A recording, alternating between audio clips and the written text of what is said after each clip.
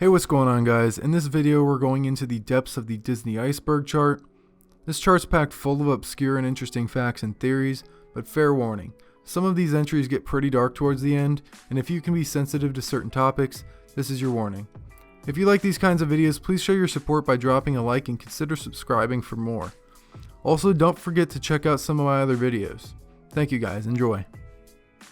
Alright guys, the first thing we got is train station Morse code. So at the New Orleans Square train station, you can hear a mysterious beeping, and what you're actually hearing is Morse code. This is one of Walt Disney's first requests for opening day, and translated, the code says to all who come to Disneyland, welcome. Here age relives fond memories of the past, and here youth may savor the challenge and promise of the future. The second thing we've got is hidden Mickeys. This one just refers to the many subtle Mickey images hidden throughout the Disney park rides, attractions, and Disney movies. And from what I could find, there are approximately 1,000 hidden Mickeys, but they aren't all confirmed, and Disney has no list or way of tracking all of these. But I think it's just pretty cool and fun for them to do that, especially at the parks and things with like buildings and stuff like that. Alright guys, the third thing we got is Indiana Jones rope. And I think this one's talking about the sign that says, do not pull this rope outside of the Indiana Jones ride. And a lot of people wondered what this actually did if you pulled it, and it's actually nothing really special, but it is kind of cool. Basically, when you pull the rope, there's a sound that plays and it's a man stuck in the well, and it's just pretty cool, but nothing much to it. Alright guys, the fourth thing we've got is the green stuff. And I think this one's talking about Disney's famous Go Away Green. And they use this color all over the park on all sorts of things, like fences, garbage cans, walls. They basically use it on anything that they don't consider the Disney vibe, and it's supposed to trick your brain into pretty much ignoring it. Alright guys, the next thing we got is Jungle Cruise maps. And so basically on the Jungle Cruise ride, they have a special thing that they give to riders, and it's a map that looks like this. Anyone can get these, but they go on a first come first served basis, and you are required to do a quote unquote Disney task relating to the safari to get one. But this is just another cool little Easter egg they have in the park, and it's definitely a cool souvenir to have. Alright guys, the next thing we got is the Mark Twain Wheelhouse. And so basically at the top of the Mark Twain, you can request to go into the Wheelhouse, and the Wheelhouse is basically where the boat is operated by the captain, and not a lot of people know you can actually go up there. Next thing we got guys is Make-A-Wish events, and I'm sure you guys all know about this one. Disney's been doing this for years, but if you don't, basically Disney has a non-profit organization called Make-A-Wish, and they help fulfill wishes of kids with serious illnesses, and it's been around since 1980.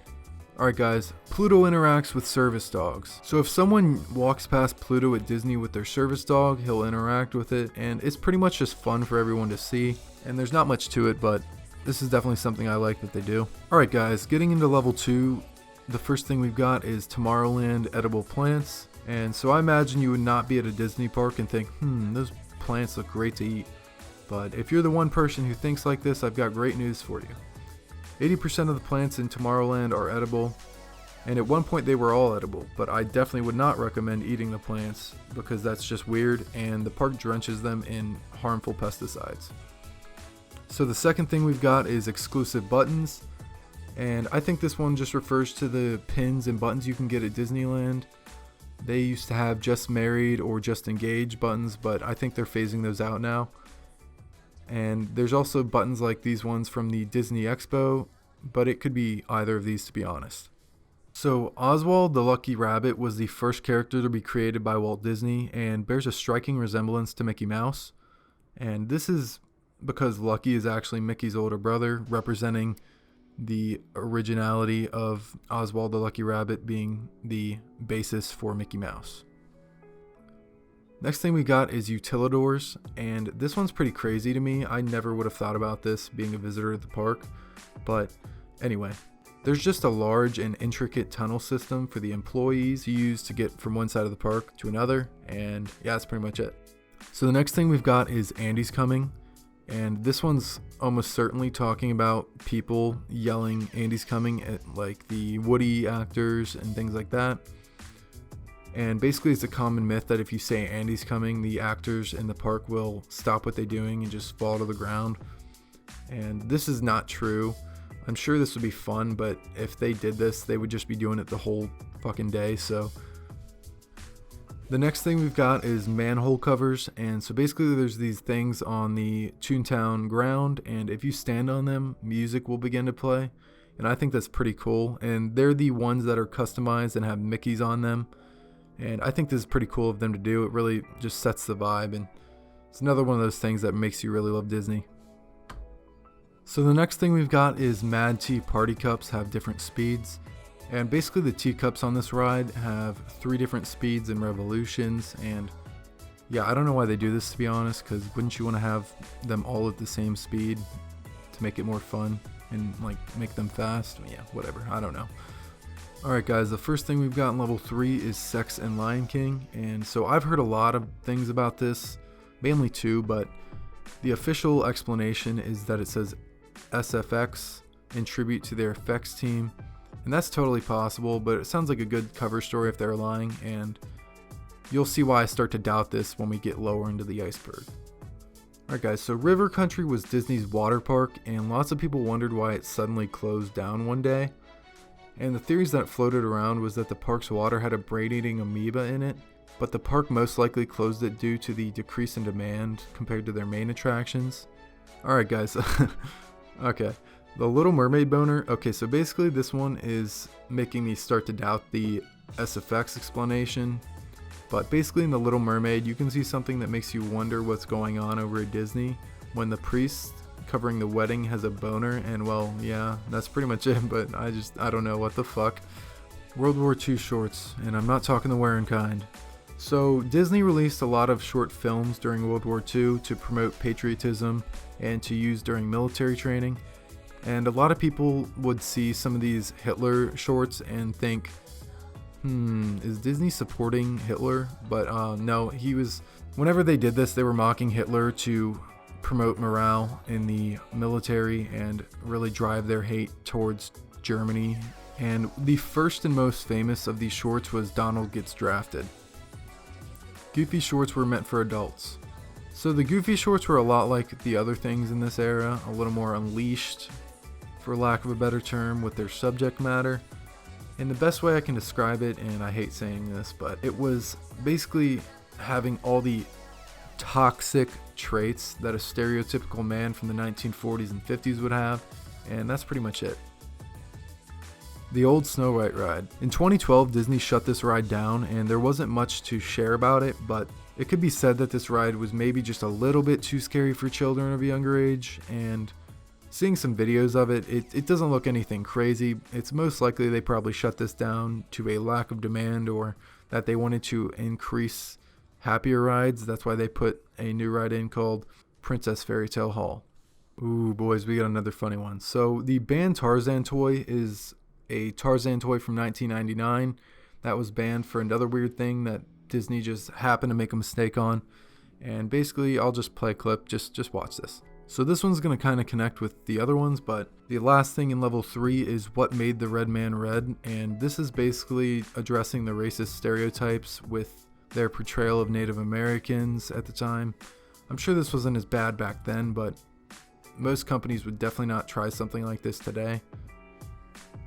Alright, more racial stuff. So the first thing in level 4 is black stereotypes, and if you know about Disney, you probably know they have had a pretty bad history with the black community.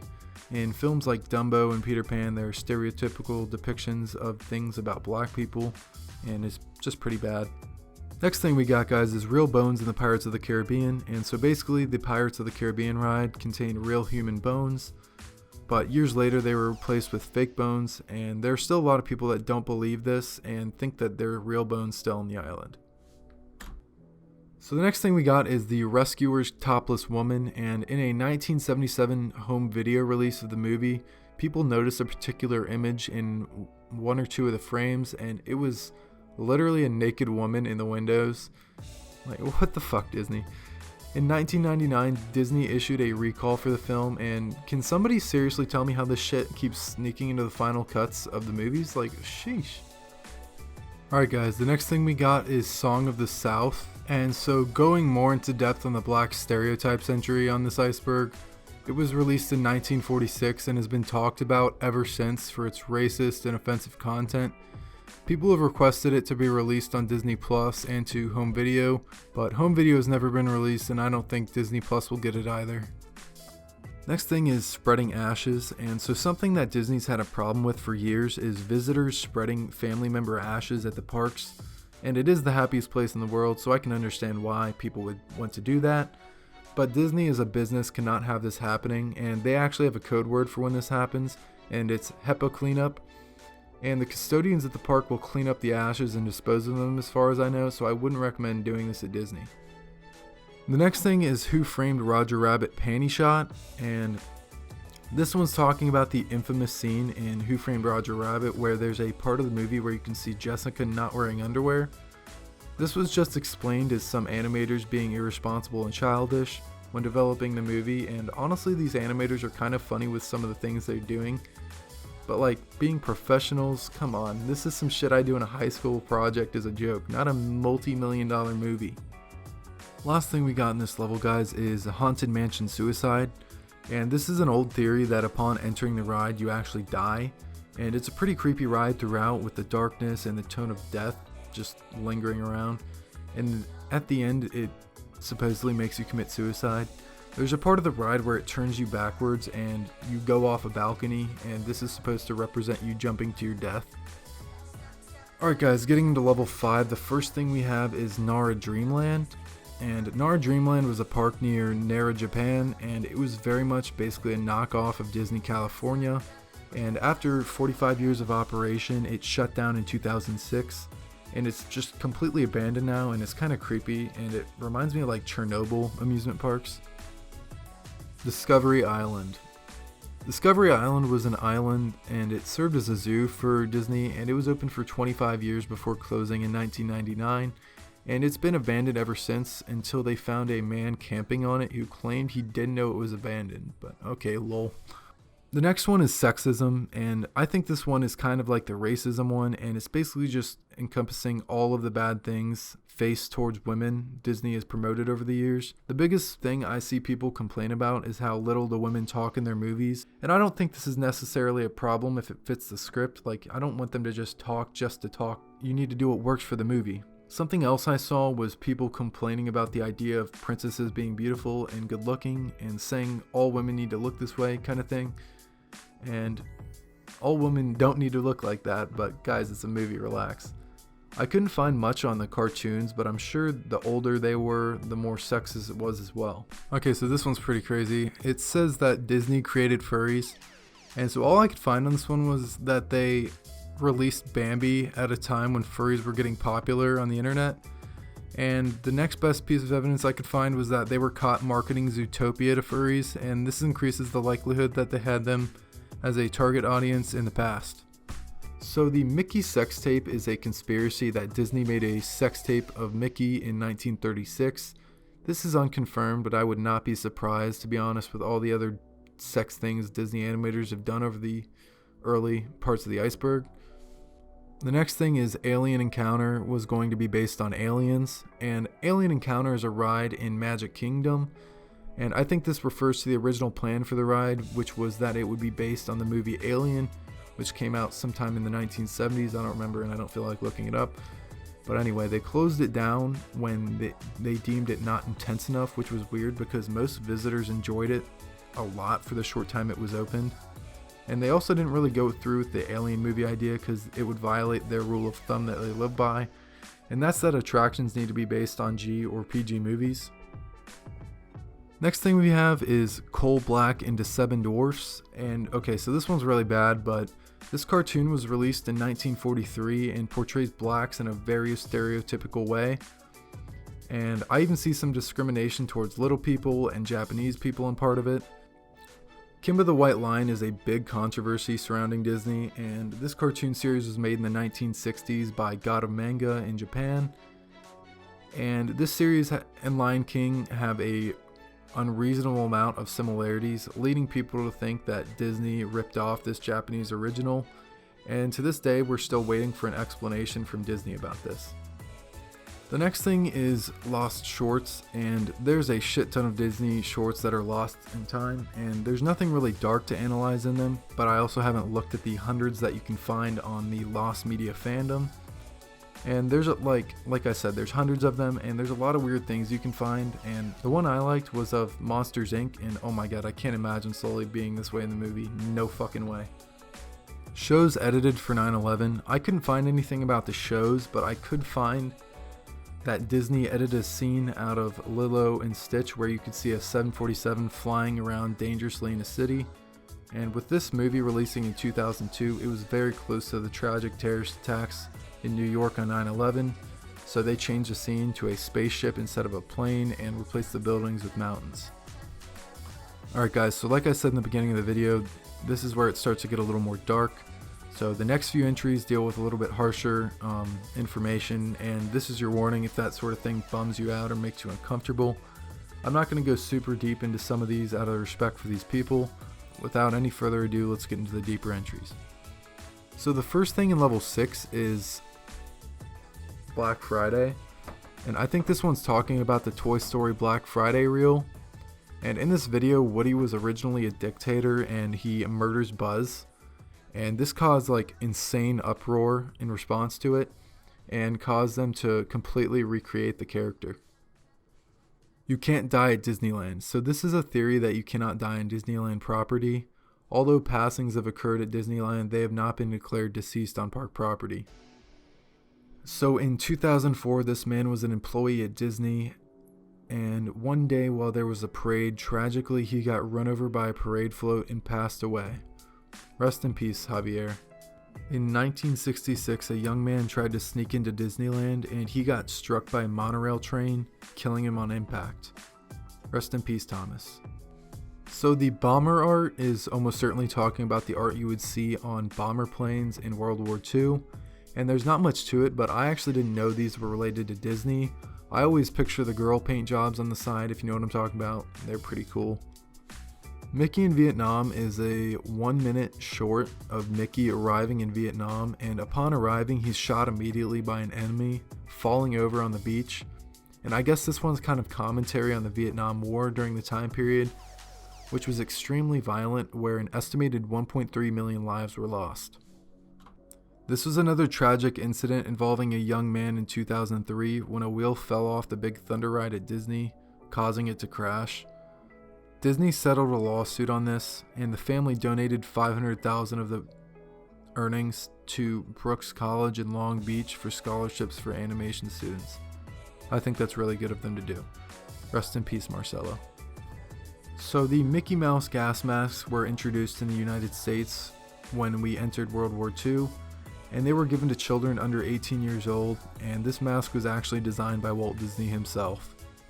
So this one's really disturbing, and I'm not even gonna go at all into details, but all I'm gonna say is a woman passed away when she was ejected from her bobsled on the Matterhorn bobsleds. Do your own research on this one if you care to find out.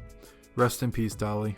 The first thing on level 7 is the sexual assault allegations, and this one covers the allegations that have haunted Disney over the years. There's too much to cover here, but I can tell you in my research I found some very serious allegations and stories against employees, executives, and visitors.